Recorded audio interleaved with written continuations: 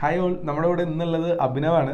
Abhinav NEET 2022 അടിപൊളി മാർക്കൊക്കെ മേടിച്ചിട്ട് നല്ല ഉഷാർ റാങ്ക് വരാൻ വേണ്ടി കാത്തിരിക്കുന്ന ഒരാളാണ്.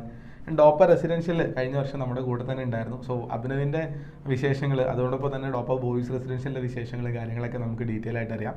ആൻഡ് എങ്ങനെ അഭിനവ് ഈ ഒരു എക്സാമിൽ ഈ പറഞ്ഞ അടിപൊളി ഒരു മാർക്കിലേക്ക് എത്തി എന്നുള്ള കാര്യങ്ങളൊക്കെ അഭിനവിൻ്റെ ഇടയിൽ നിന്ന് നമുക്ക് കേട്ടറിയാം. സോ പറഞ്ഞോടേക്കും ഒരു പേഴ്സണൽ ഇൻട്രൊഡക്ഷൻ, വീട് എവിടെയാണ്, കാര്യങ്ങളൊക്കെ ഒന്ന് പറഞ്ഞു. എൻ്റെ പേര് അഭിനവ് തമ്പാൻ. ഞാൻ കാസർഗോഡ് നിന്നാണ് വരുന്നത്. പ്രാവശ്യത്തെ നീറ്റ് എക്സാമിൽ കുഴപ്പമില്ലാത്തൊരു സ്കോർ എനിക്ക് കിട്ടിയിട്ടുണ്ട്.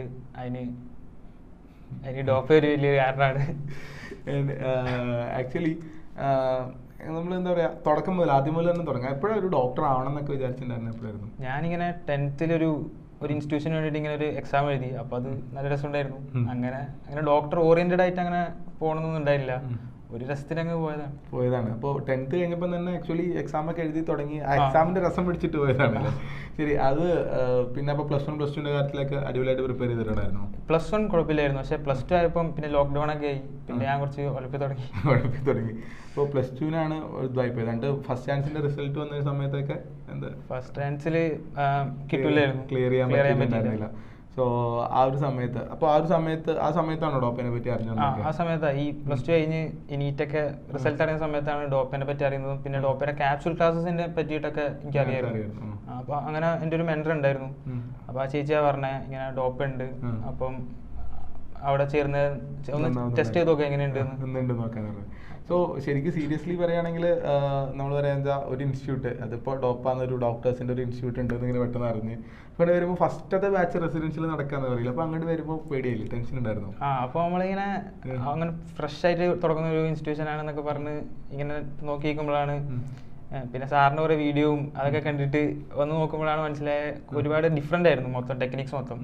സ്റ്റഡി മെത്തേഡ്സ് ആയാലും ഒരുമാതിരി മൾട്ടിപ്പിൾ റിവിഷൻ ടെക്നിക്സും അങ്ങനെ കുറേ ടെക്നിക്സ് ഒക്കെ കണ്ടപ്പോൾ കുറച്ച് വെറൈറ്റി ആണെന്ന് തോന്നിയോണ്ടാണ് എന്തായാലും ചൂസ് ചെയ്തിട്ടുണ്ടായിരുന്ന കാര്യങ്ങളത്. ആൻഡ് ആക്ച്വലി എങ്ങനെ ഉണ്ടായിരുന്നു ലൈക്ക് ഒരു വർഷത്തെ ഡോപ്പയുടെ കൂടെയുള്ള ഒരു ജേർണി എന്ന് പറഞ്ഞു കഴിഞ്ഞാൽ? രസമായിരുന്നു. മൊത്തത്തിൽ നമുക്ക് അങ്ങനെ ഭയങ്കര ടെൻഷനോ സ്ട്രെസ്സോ ഉള്ള ഒരു ജേർണി ഒന്നും ആയിരുന്നില്ല. അത്യാവശ്യം ചില്ല് ചെയ്ത് എൻജോയ് ചെയ്ത് എന്നാലും പഠിച്ച് കാര്യങ്ങളൊക്കെ ആയിട്ട് തന്നെ പോയിട്ടുണ്ടായിരുന്നു.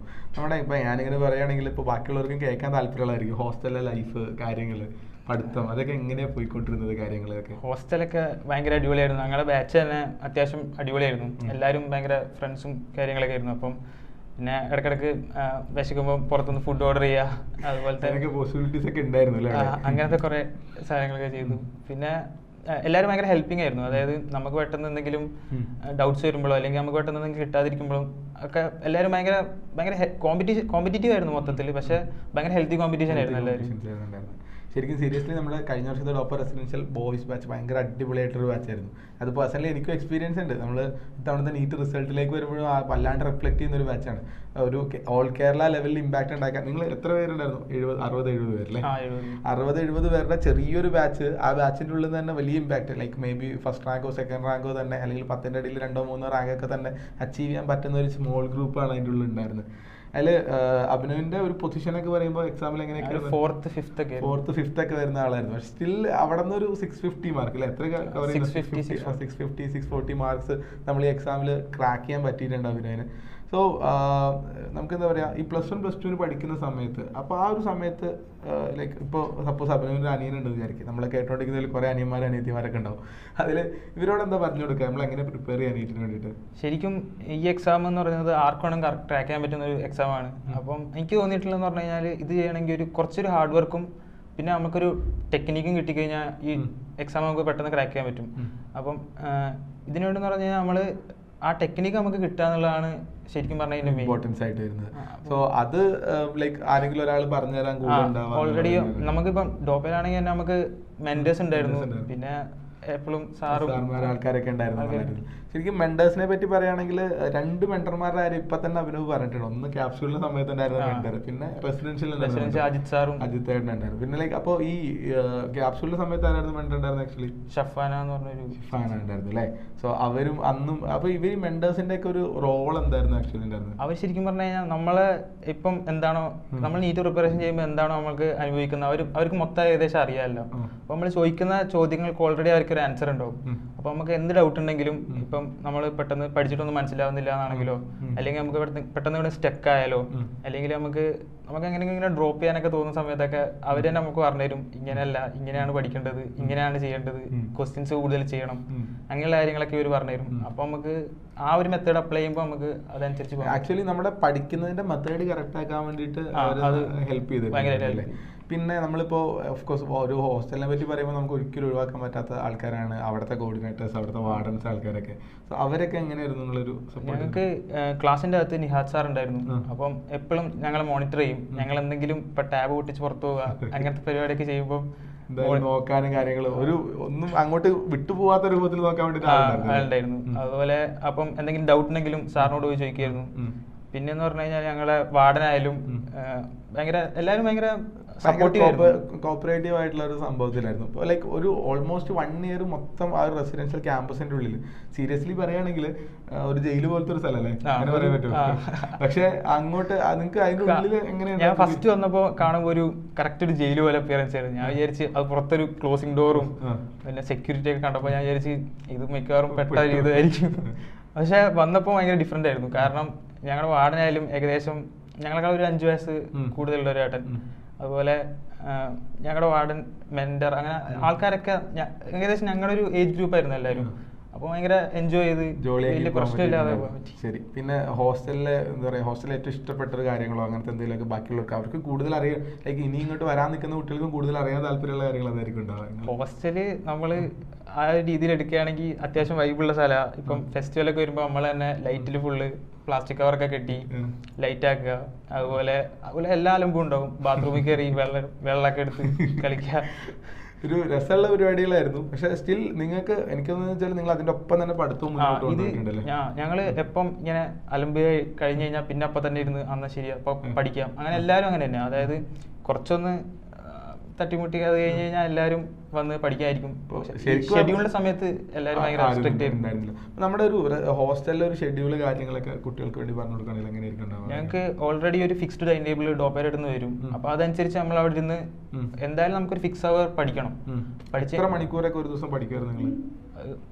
ആ ഒരു മോർണിംഗ് തൊട്ട് ഈവനിങ് വരെ നമ്മൾ പഠിക്കേണ്ടി വരും. കാരണം നമുക്ക് ക്ലാസ്സസ് ഒക്കെ ടാബിലായിരിക്കും. അപ്പൊ അതും കഴിഞ്ഞ് പിന്നെ നമ്മൾ ക്വസ്റ്റ്യനും പ്രാക്ടീസ് ചെയ്ത് ഇതിന്റെ ഇടയിൽ നമുക്ക് കുറച്ച് ചെറിയ ചെറിയ ബ്രേക്സ് കിട്ടും. അത് ഭയങ്കര യൂസ്ഫുൾ ആയിരുന്നു. അതായത് നമ്മളിങ്ങനെ ഒറ്റ സ്ട്രെച്ചിൽ കുറേ പഠിക്കാതെ കുറച്ച് പഠിക്കും, പിന്നെ നമുക്കൊരു ചെറിയ ബ്രേക്ക് ഉണ്ടാവും. അപ്പൊ അപ്പോഴത്തേക്ക് ഒന്ന് ഫ്രഷ് ആയി വീണ്ടും വന്ന് വീണ്ടും പഠിക്കും. അങ്ങനെ റിപ്പീറ്റ് ചെയ്ത് കുറേ പഠിക്കുമായിരുന്നു. പിന്നെ കുറച്ച് കഴിയുമ്പം ഓൾറെഡി ക്ലാസ് തീരും. നമുക്കെല്ലാം ചെയ്തതിന് ശേഷം നമുക്ക് വീണ്ടും വേണമെങ്കിൽ നമുക്ക് എക്സ്ട്രാ പഠിക്കാം. അങ്ങനെയും കുറെ പഠിച്ചിട്ടുണ്ടായിരുന്നില്ലേ? പക്ഷെ എന്നാലും ആവറേജ് നോക്കുകയാണെങ്കിൽ ഒരു ദിവസത്തിൽ നമുക്കൊരു 10-24 മണിക്കൂർ, ഒരു 6-7 മണിക്കൂർ ഉറങ്ങി കഴിഞ്ഞാൽ കിട്ടുന്ന സമയത്തിൽ എത്ര സമയമൊക്കെ സ്പെൻഡ് ചെയ്തിട്ടുണ്ട്?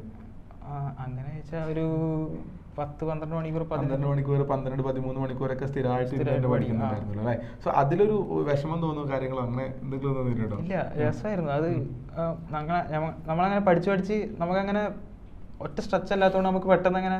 ഞാൻ ശരിക്കും ഒരുപാട് ആൾക്കാരുടെ അടുത്ത് ഇങ്ങനെ നീറ്റ് കഴിഞ്ഞ ആൾക്കാരോട് സംസാരിച്ചിട്ടുണ്ടെങ്കിൽ ഇവനിങ്ങനെ രസമായിരുന്നു, ഭയങ്കര എൻജോയ്മെന്റ് ആയിരുന്നു, അടിച്ചുപൊളിയായിരുന്നു എന്നൊക്കെ അഭിനവിന്റെ അത്ര പറയുന്ന ആൾക്കാരെ ഞാൻ കണ്ടിട്ടില്ല. സീരിയസ്ലി അത് ആ ഒരു ഇതിന്റെ ആണ്, നമ്മുടെ ഒരു മെന്റാലിറ്റിയുടെ ആണ്, നമ്മളത് എങ്ങനെ കാര്യങ്ങൾ പോസിറ്റീവായിട്ട് കാണുന്നു എന്നുള്ള. പിന്നെ ലൈക്ക് പറയുകയാണെങ്കിൽ വീട്ടിലെ കാര്യങ്ങൾ, അച്ഛനമ്മ.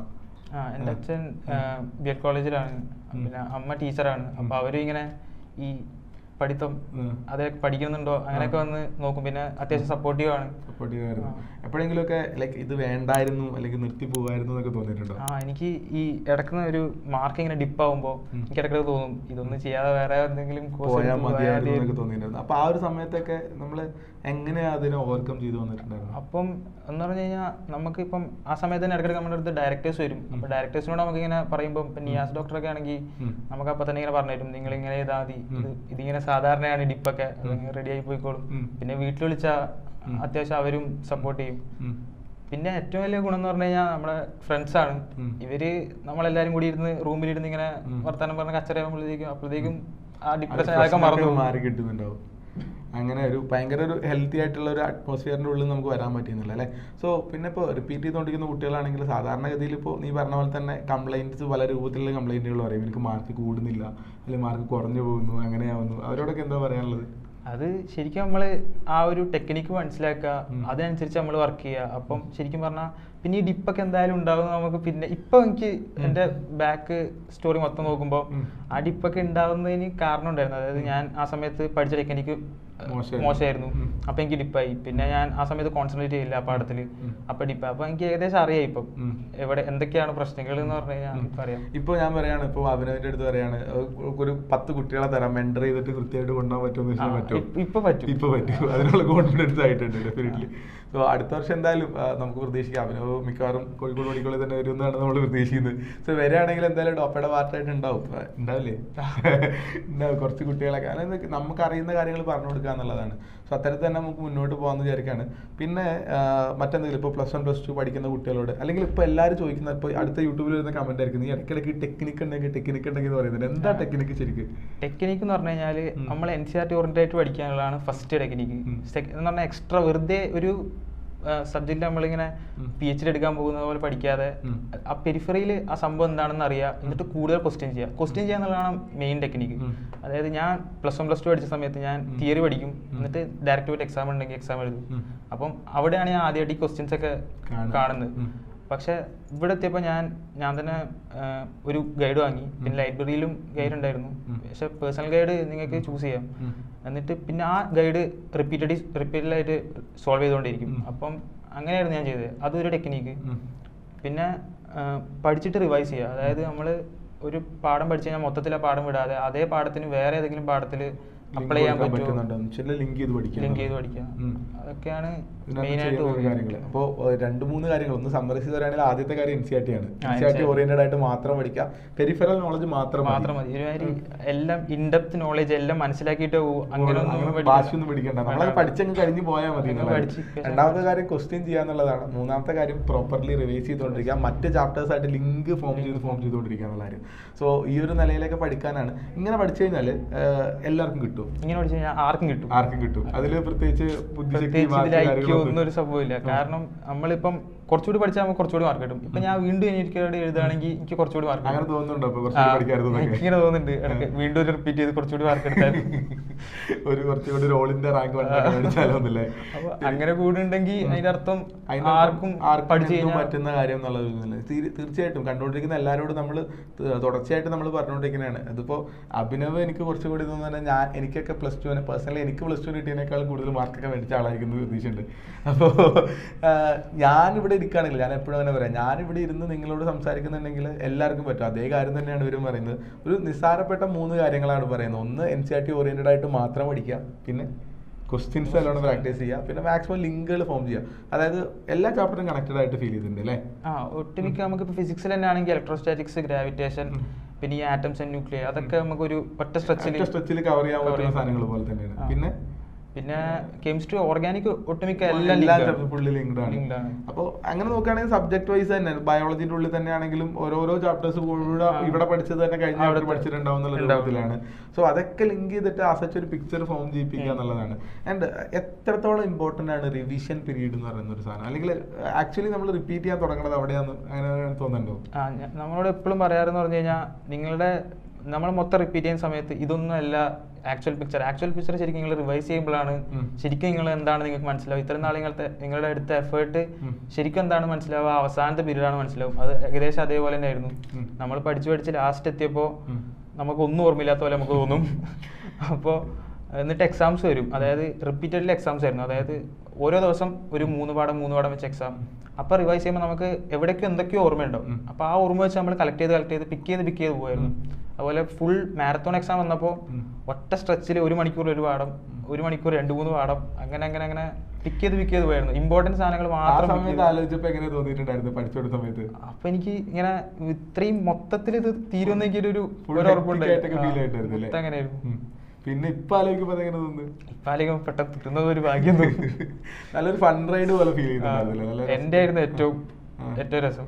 ഏറ്റവും ട്രബിൾ ഉള്ളത് എൻഡിലായിരുന്നു. അത് ഏറ്റവും രസമായിട്ട് തന്നെ നമുക്ക് ഓവർകം ചെയ്യാനും പറ്റിയിട്ടുണ്ട് എന്നുള്ള അറിയണം. സോ ഇത്രയൊക്കെയാണ് അഭിനവിന് പറയാനുള്ളത്. ബാക്കി കാര്യങ്ങളും കൂടി പറഞ്ഞു വൈൻഡപ്പ് ചെയ്യുന്നതിന് മുന്നേ, ലൈക്ക് ഈ കണ്ടോണ്ടിരിക്കുന്ന ആൾക്കാരോടൊക്കെ പറയുകയാണെങ്കിൽ ബാക്കി നിങ്ങൾ അധികവും NCERT ഫോക്കസ് ചെയ്യുക, പിന്നെ അതുപോലെ റിപ്പീറ്റഡ് ആയിട്ട് ക്വസ്റ്റ്യൻ സോൾവ് ചെയ്യുക ഒരുപാട്, പിന്നെ റിവൈസ് ചെയ്യുക. ഇത് സത്യം പറഞ്ഞു കഴിഞ്ഞാൽ ആർക്കും ക്രാക്ക് ചെയ്യാൻ പറ്റിയ ഒരു ഭയങ്കര സിമ്പിൾ എക്സാം ആണ്. പക്ഷെ നമ്മൾ ആ ടെക്നിക്കും പിന്നെ നമ്മൾ വർക്ക് ചെയ്യാൻ ഒരു മനസ്സുണ്ടെങ്കിൽ സുഖമായിട്ട് കിട്ടും. സോ ഫൈനലി ഒരു കാര്യം കൂടി, ഡോപ്പയുടെ ഒരു പേഴ്സണൽ റിവ്യൂ പറയുകയാണെങ്കിൽ, ഞാനിവിടെ ഇരിക്കുന്നുണ്ട് വിചാരിക്കണം, ഞാൻ ഇല്ലാന്ന് വിചാരിച്ച് പറഞ്ഞത്, റിവ്യൂ പറയുകയാണെങ്കിൽ എങ്ങനെ പറയാം ഡോപ്പയിൽ വന്ന ഒരു വർഷം ഡോപ്പയുടെ കൂടെ ഉണ്ടായിരുന്ന ഒരു വർഷത്തിൽ മൊത്തം കാര്യങ്ങളും?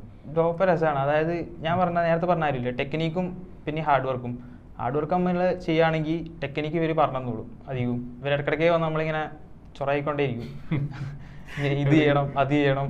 അപ്പോൾ നമ്മൾ അത് കേട്ട് അവസാനം ഇപ്പം NCERT വായിക്കണം എന്നുള്ളത്, ഞാൻ ഫസ്റ്റ് വന്നപ്പം NCERT വായിക്കാൻ തീരെ താല്പര്യമില്ലായിരുന്നു, പ്രത്യേകിച്ച് കെമിസ്ട്രി NCERT ഒന്നും. അപ്പോൾ ഈ സാറ് വന്നിട്ട് ഇങ്ങനെ കെമിസ്ട്രി NCERT വായിച്ചില്ലെങ്കിൽ നിങ്ങൾക്ക് എന്തായാലും കിട്ടൂല പറഞ്ഞ അവസാനം കെമിസ്ട്രി NCERT മൊത്തം വായിക്കാൻ തുടങ്ങി. ശരി, അപ്പോൾ ആ ഒരു ഇതിന് ഹെൽപ്പ് ആയിട്ടുണ്ട്. വേറെ എന്തെങ്കിലും കൂടി ബാക്കി ആൾക്കാർക്ക് പറയാനുണ്ടെങ്കിൽ? വേറെ ഒന്നുമില്ല. അതായത് ഇത് സിമ്പിളായിട്ട് നിങ്ങൾക്ക് ക്രാക്ക് ചെയ്യാൻ പറ്റിയൊരു എക്സാമാണ്. പക്ഷെ നിങ്ങൾ അതിനനുസരിച്ച് എഫേർട്ട് എടുക്കണം. അതുപോലെ ആ ഒരു ഫിക്സ്ഡ് ഓറിയന്റഡ് ആയിട്ട് നിങ്ങൾ പഠിക്കണം. അങ്ങനെ പഠിക്കുകയാണെങ്കിൽ സുഖമായിട്ട് ക്രാക്ക് ചെയ്യാൻ പറ്റിയൊരു എക്സാമാണ്. അപ്പൊ എല്ലാവർക്കും എന്തായാലും കിട്ടും. All the best. So result ഒക്കെ കഴിഞ്ഞിട്ട് എന്താ പറയാ, അഭിനവ് ഒരു അടിപൊളി ഡോക്ടറായി മാറട്ടെ. എന്താ ഡോക്ടറായിട്ടുള്ള പ്ലാൻസ് ഒക്കെ പറയുകയാണെങ്കിൽ എന്താ പറയാ?